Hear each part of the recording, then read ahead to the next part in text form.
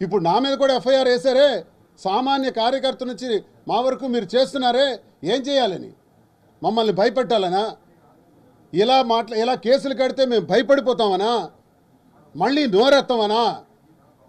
ప్రజా గొంతై మాట్లాడతా ఈ దువ్వాడ శ్రీనివాస్ అని తెలియజేస్తున్నాను.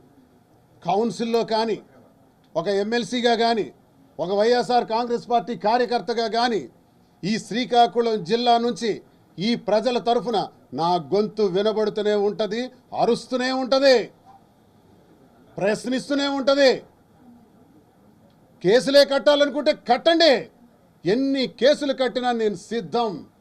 కేసులు కట్టి అరెస్ట్ చేసి భయపెట్టి మమ్మల్ని జైల్లో పెట్టడం ద్వారా మా ప్రజా గొంతుని నొక్కేయాలనుకుంటే ఈ ప్రజా గొంతు డబల్ రెట్టింపు ఉత్సాహంతో ఇంకా మాట్లాడుతుంది, ఇంకా గట్టిగా మాట్లాడతాం. మీరేం చేసుకున్నా పర్వాలేదు, కేసులకు బెదిరే